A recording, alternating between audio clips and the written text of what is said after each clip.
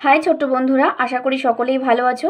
আজকের পর্বে আমি তোমাদের পঞ্চম শ্রেণীর বাংলা পাতাবাহার বইয়ের যে গল্প রয়েছে সেখান থেকে এতোয়া মুন্ডার কাহিনী মহাশ্বেতা দেবী রচিত এই কাহিনীটি বা এই গল্পটি সম্পর্কে সংক্ষেপে আলোচনা করব এবং পুরো গল্পটি লাইন ধরে এবং তার শব্দার্থ বলে দিয়ে বিশ্লেষণ করতে চলেছি।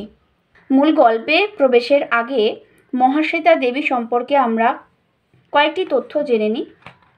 মহাশ্বেতা দেবীর জন্ম 1926 খ্রিস্টাব্দে। মহাশ্বেতা দেবী অধ্যাপনা ছাড়া সাংবাদিক হিসেবেও কাজ করেছেন। তিনি বাংলা, বিহার, উড়িষ্যার অরণ্যভূমির মানুষের জীবনের সঙ্গে রয়েছেন। জনপ্রিয় উপন্যাস তার ঝাঁসির রানী, নটি, অরণ্যের অধিকার, হাজারচুরাশির মা এবং ছোটদের জন্য তিনি লিখেছেন বিখ্যাত সব গ্রন্থ, যেমন গল্পের গরু ন্যাদোস, এক কড়ির স্বাদ, নেই নগরের সেই রাজা, বাঘা শিকারী ইত্যাদি। তিনি সমাজসেবামূলক কাজের স্বীকৃতিতে পেয়েছেন ম্যাগসেসে পুরস্কার এবং সাহিত্য রচনার জন্য একাডেমি পুরস্কার সহ আরও অনেক পুরস্কার। আমাদের পাঠ্যাংশটি অর্থাৎ এতোয়া মুন্ডার কাহিনী তার লেখা এতোয়া মুন্ডার যুদ্ধজয় বইয়ের প্রথম পরিচ্ছেদ থেকে নেওয়া হয়েছে। তাহলে এখানে যে প্রশ্নগুলো রয়েছে এখান থেকেই তোমরা করে নিতে পারবে। তাহলে এবার চলে আসি আমরা এই গল্পের যে বিদ্রোহের কথা আমরা ঘুরে ফিরে পাবো, যে মুন্ডা বিদ্রোহের কথা, সেই সম্পর্কে সংক্ষেপে একটু আলোচনা। মুন্ডা বিদ্রোহ হয়েছিল বিরসা মুন্ডার নেতৃত্বে। সাল তখন 1899 থেকে 1900। মুন্ডারি ভাষায় এই বিদ্রোহকে বলা হয় উলগুলান, যার অর্থ হলো প্রবল বিক্ষোভ। সেই সময় প্রায় 6000 মুন্ডাকে নিয়ে রাঁচি ও সিংভূম জেলার গির্জা, থানা, সরকারি অফিস, জমিদার, মহাজন, পুলিশ ও ইংরেজ কর্মচারীদের উপর আক্রমণ চালিয়েছিল এই মুন্ডারা। মুন্ডাদের কাছে ছিল তীর ধনুক, কিন্তু 1900 সালের 9 জানুয়ারি এই গুলি আর বন্দুকের কাছে তীর ধনুকের সম্পূর্ণ পরাজয় হয়।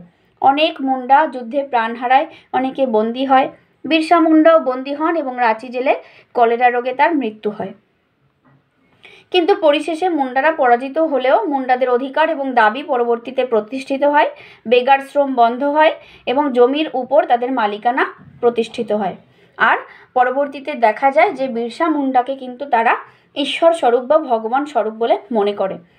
এখানে গল্প পাঠ করার সময়ও কিন্তু আমরা যে এই রকম দেবতার মতন কোনো একজন মানুষের বা বীর পুরুষের আবির্ভাব হয় এবং তিনি যে এদেরকে অর্থাৎ এই মুন্ডাদেরকে আরও বেশি এগিয়ে নিয়ে যেতে পারে বা সাহস যোগাতে পারে, সেই বিশ্বাস বা সেই জায়গাটা কিন্তু আমরা এই গল্প পড়তে গিয়ে দেখতে পাবো।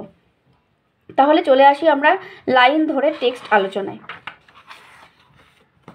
গ্রামটার নাম হাতিঘর, যদিও এখন সেখানে হাতি নেই। মতিবাবুর পূর্বপুরুষেরা যখন মস্ত জমিদার ছিলেন ওদের ছিল হাতি, আর হাতিশালাটা ছিল পাথরের। তাহলে মতিবাবুর পূর্বপুরুষদের যখন জমিদার ছিলেন তারা, তখন তাদের ছিল হাতি, আর সেই সময় হাতিশালাটা ছিল কিসের? পাথরের। ওদের সে পাথরের বাড়ি আজও আছে, তাতে 30টা ঘর। একতলার ঘরে দেখবে চাল, ডাল, গম, কত কি। হাতিশালাটায় দেয়াল তুলে ওটা এখন ধান রাখবার গোলাঘর। তাহলে সেই সময়কার পাথরের তৈরি হাতিশালাটা এখন কিসে পরিণত হয়েছে? গোলাঘরে পরিণত হয়েছে। এবং সেই গোলাঘরে কি রাখা আছে? চাল, ডাল, গম, আরও অনেক কিছু। এতোয়ার দাদু বলে, এই প্রসঙ্গে বলে রাখি সমস্ত গল্পটি এতোয়া এবং তার দাদুর যে কথোপকথন বা সংলাপ তার মধ্য দিয়েই কিন্তু পরিস্ফুট হয়েছে। এখানে বলছে দেখো, এতোয়ার দাদু বলে এক সময় এটা ছিল আদিবাসী গ্রাম, নাম ছিল শালগেরিয়া। তাহলে এক সময়ে সেই আদিবাসী গ্রামটার নাম কি ছিল? শালগেরিয়া। সাবু আর শাল গাছের পাঁচিল যেন পাহারা দিত গ্রামকে, অর্থাৎ বোঝা যাচ্ছে সেই গ্রামের চারপাশে ছিল সাবু গাছ আর শাল গাছ। খুব বড় বড় ছিল বলে তাদেরকে পাঁচিলের সঙ্গে তুলনা করা হয়েছে, যেন সমস্ত গ্রামটিকে বাইরের যে গ্রামগুলো রয়েছে বা বাইরের যে অংশ আছে তাদের থেকে যেন রক্ষা করতো বা আড়াল করতো। নামটা বদলে গেল কেন গো? কে জিজ্ঞেস করছে? এতোয়া। তার দাদু বলছে বাবুরা এলো, আমাদের সব নিয়ে এলো।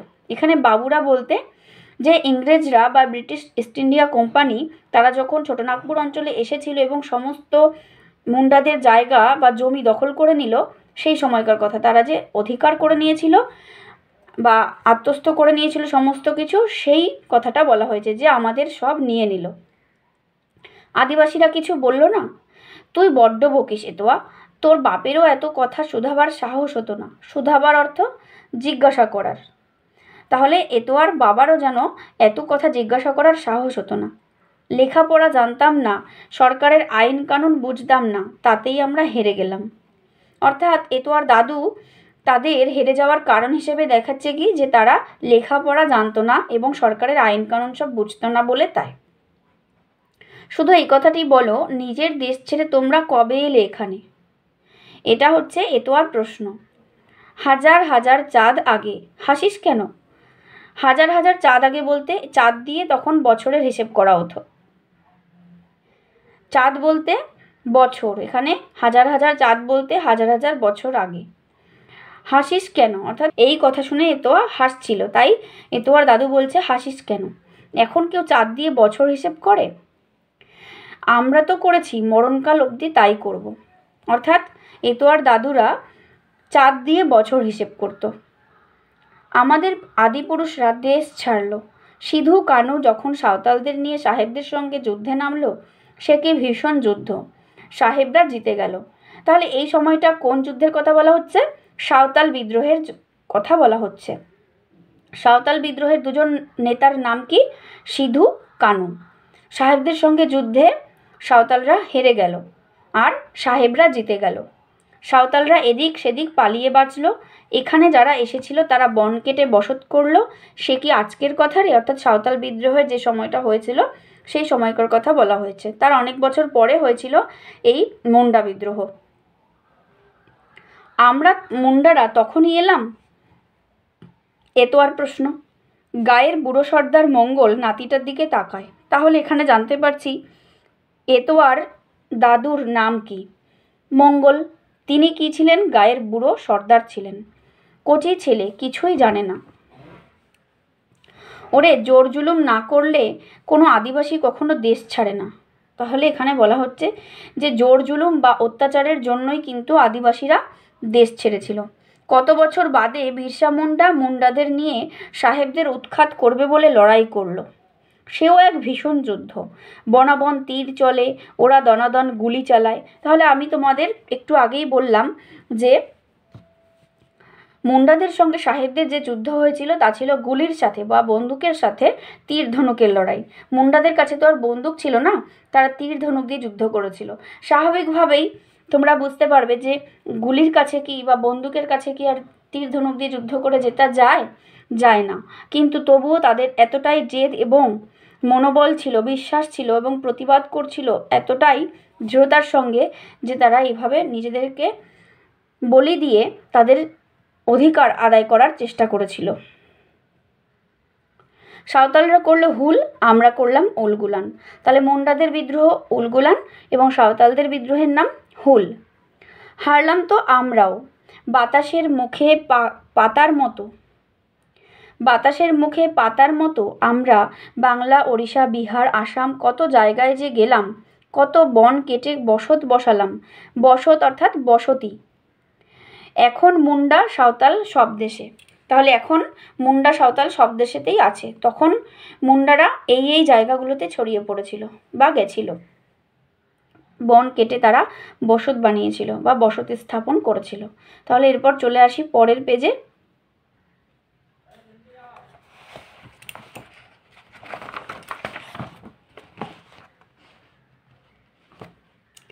এখানে চলে এলে। ছোটনাগপুর ছাড়লাম, হাঁটতে হাঁটতে সুবর্ণরেখা পার হলাম। সাঁওতালরা খুব খুশি, আদিবাসী আসছে, মানুষ বাড়ছে। ওই যে তোরা বলিস ডুলং নদী, আমরা তাকে বলতাম দরঙ্গারা। অর্থাৎ এখনকার যে ডুলং নদী তা তখনকার অর্থাৎ সেই বিদ্রোহের সময় তার নাম ছিল দরঙ্গারা। এতোয়ার দাদুরা সেই নদীকে দরঙ্গারা বলে বলতো। তখন জঙ্গল যত জানোয়ার তত, অর্থাৎ প্রচুর জঙ্গল ছিল এবং সেই জঙ্গলে জানোয়ারের সংখ্যা বা জন্তুর সংখ্যাও কিন্তু অনেক বেশি ছিল। গ্রামে যে লোধা আদিবাসী দেখিস, লোধা একটি জাতির নাম, যেমন সাঁওতাল জাতি, মুন্ডা জাতি, সেরকম লোধা। তাহলে গ্রামে যে লোধা আদিবাসী দেখিস ওরা বনজীবী মানুষ, বনের সন্তান। বাঘুর দেবতা পুজবে, বাঘ যাতে গরু না খায়। বরাম মায়ের পুজো দেবে, তিনি রক্ষা করেন। তাহলে এই বনজীবী মানুষ লোধারা, তারা কি বনের সন্তান, অর্থাৎ বনেই বাস করে, বনেই তাদের সমস্ত কিছু। বাঘ যাতে গরু না খায় সেই জন্য তারা বাঘুর দেবতাকে পুজো করত। এবং বরাম মায়ের পুজো করতো কেন? সেই বরাম মা হচ্ছে তাদেরকে রক্ষা করত, সেই জন্য বরাম মায়ের পুজো দিত। আমরা একসঙ্গে বন কেটে বসত করেছি, তবে জঙ্গল তো মা, জঙ্গল নষ্ট করি নাই। লোধারা তো আজও শিকার করে। তাহলে লোধারা আজও শিকার করেই তাদের জীবিকা নির্বাহ করে, এবং একথা স্বীকার করছেন যে তারা কিন্তু জঙ্গল নষ্ট করেনি, জঙ্গলকে তারা নিজেদের মা বলে মনে করেন। এরপরে দেখো, বাবু যে বলে তোরা আদিবাসীরাই জঙ্গল কেটে শেষ করেছিস, অর্থাৎ বাবু বলতে সেই ব্রিটিশ ইস্ট ইন্ডিয়া কোম্পানি, ইংরেজদের কথা বলা হয়েছে। বাইরে থেকে যারা এসে তাদের জমি সমস্ত কিছু দখল করে নিয়েছে তাদেরকে বলা হয়েছে বাবু। না রে না, জঙ্গল আর কতটুকু আছে বল?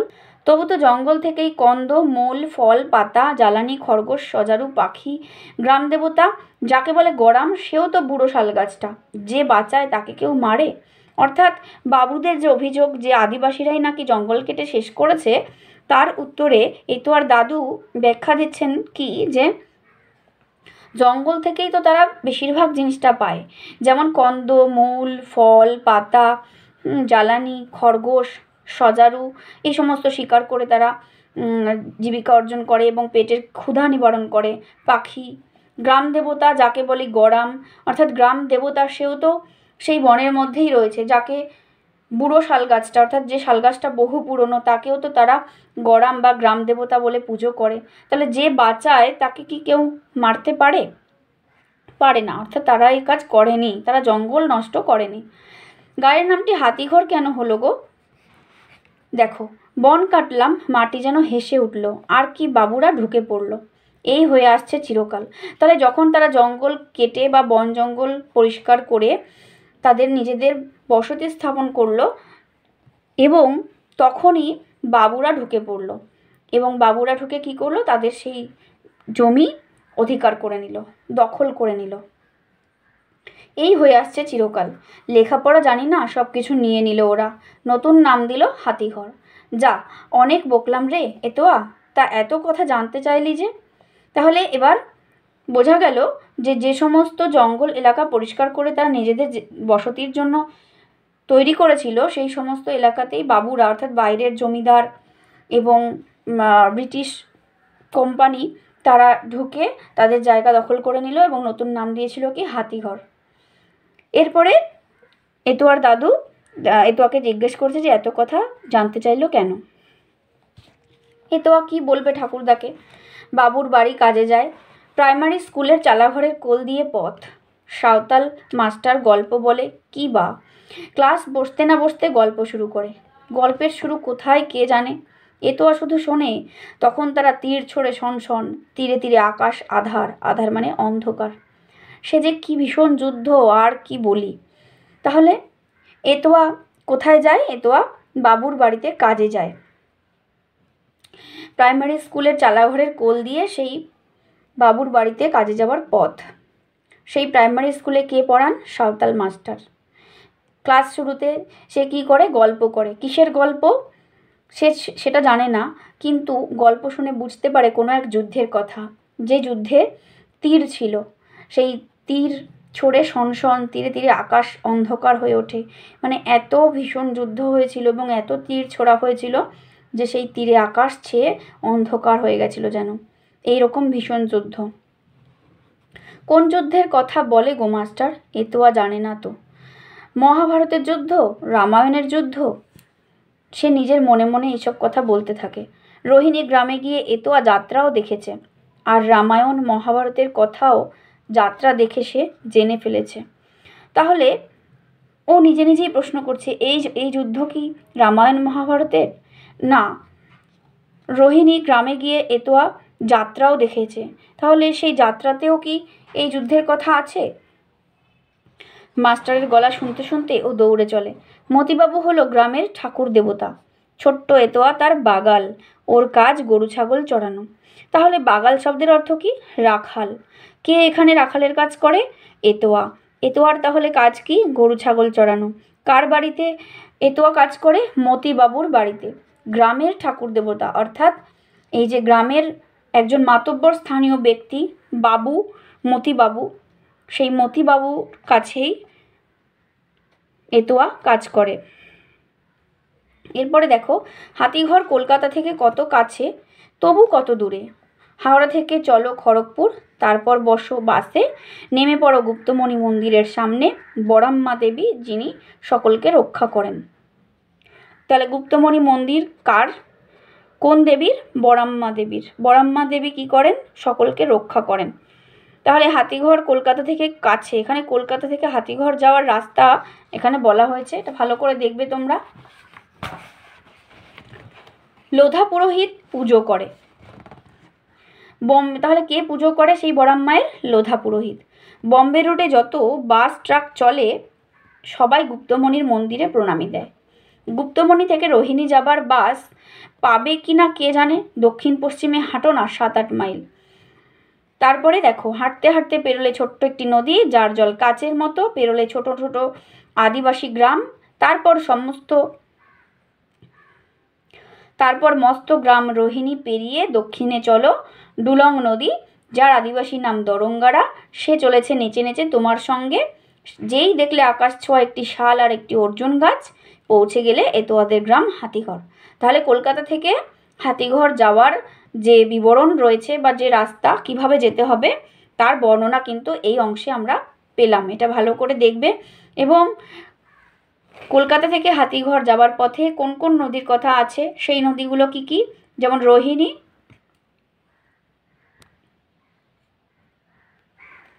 রোহিণী এবং ডুলং নদী। ডুলং নদীর পূর্ব নাম কি ছিল? দরঙ্গারা। নেক্সট দেখো, গাছের গোড়ায় দেখবে পোড়ামাটির মস্ত হাতি, মস্ত ঘোড়া, ছোট ছোট অনেক হাতি, অনেক ঘোড়া। আদিবাসী আদিবাসী সবাই গ্রাম দেবতা বা গরামকে পুজো দিয়ে গেছে। তোমরা দেখে থাকবে অনেকেই, যে বা তোমরা দেখবে স্ক্রিনে আমি তোমাদের দেখাচ্ছি, এই যে হাতি ঘোড়া পোড়ামাটির এই সমস্ত ছোট ছোট হাতি ঘোড়াকে আদিবাসী আদিবাসীরা গ্রাম দেবতা বা গরাম হিসেবে পুজো দেয়। ডুলং নদী খানিক বাদেই মিলেছে সুবর্ণরেখায়, সে যেন গেরুয়া জলের সমুদ্র। ইচ্ছে হলেই নেমে স্নান করতে পারো, জল তো কোমর অবধি, ডুবে যাবে না। স্রোত কি জোরালো, অর্থাৎ সেই ডুলং নদীর স্রোত খুব জোরালো, মানে প্রচণ্ড স্রোত।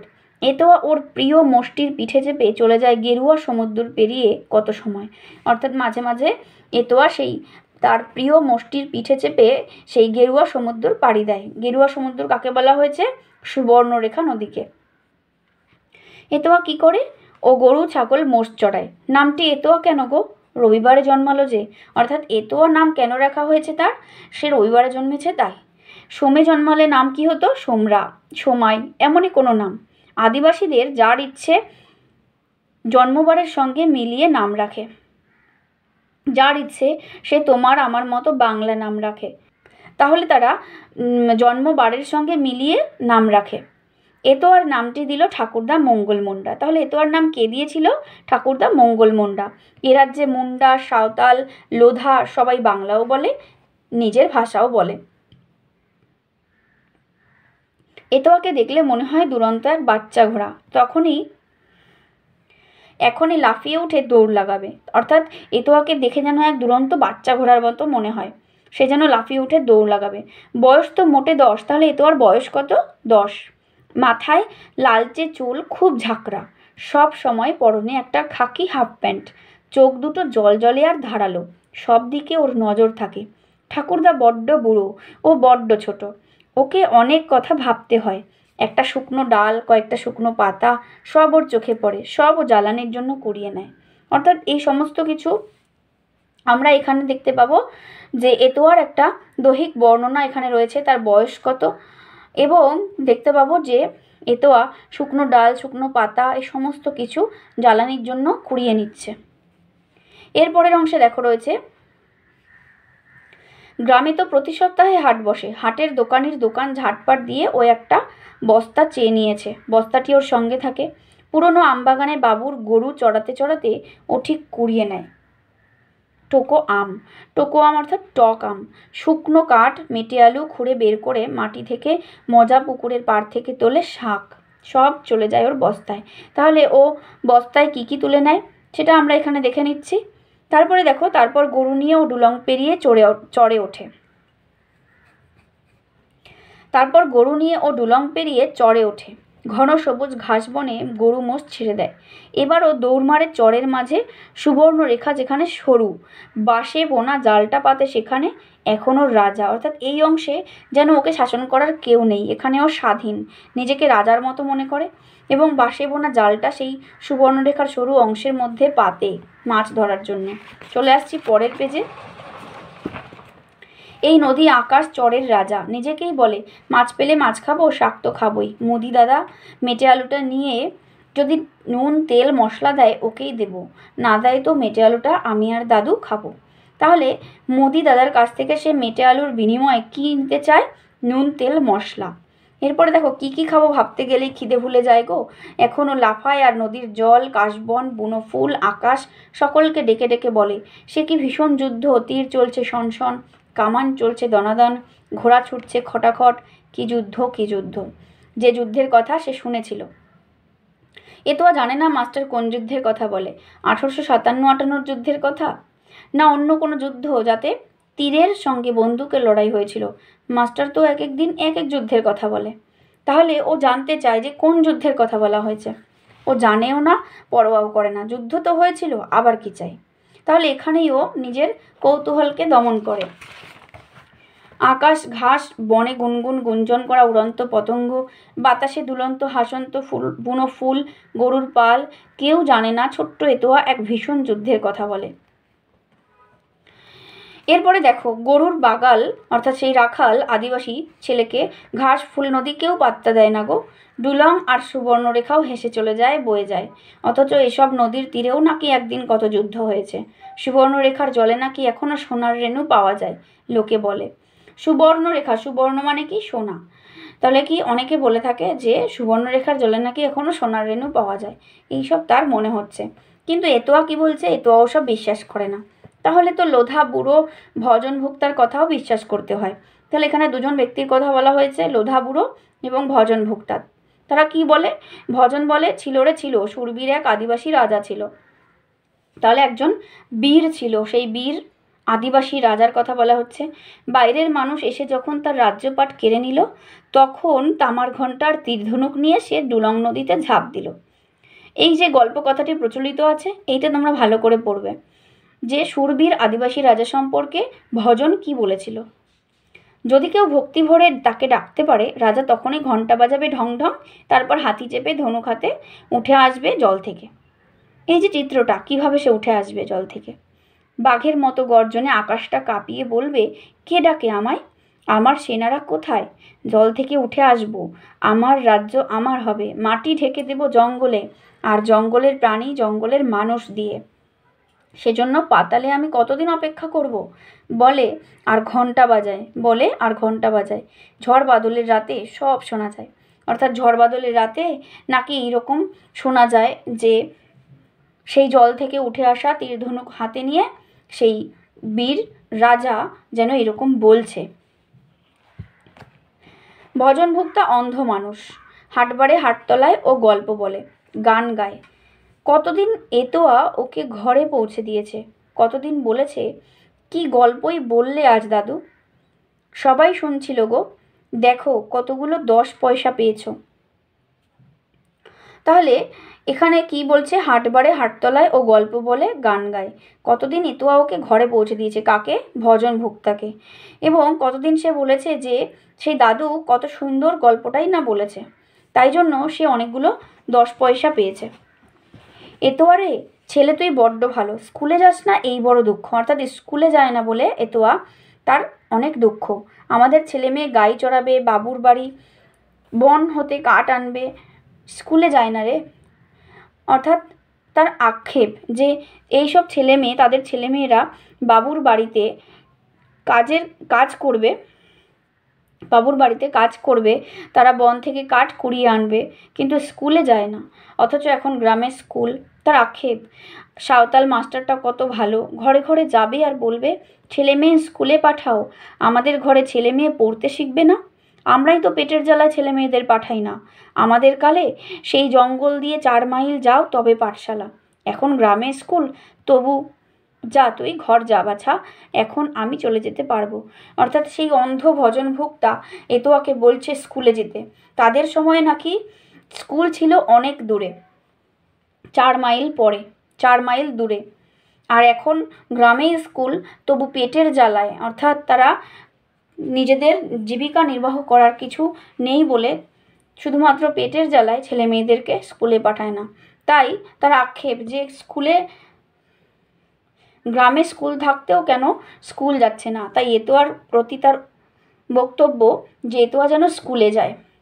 এরপর এতোয়াকে ছেড়ে দিল এবং সে নিজে চলে যেতে পারবো বলে চলে গেল। এখানেই গল্পের সমাপ্তি। তাহলে সম্পূর্ণ গল্পটা আমি তোমাদের কাছে লাইন ধরে তুলে ধরলাম। পরবর্তী পর্বে আমি তোমাদের এর অনুশীলনীর উত্তরগুলো করে দেব। ভিডিওটি ভালো লাগলে সাবস্ক্রাইব করো আর বন্ধুদেরকে শেয়ার করো। ভালো থেকো, টাটা।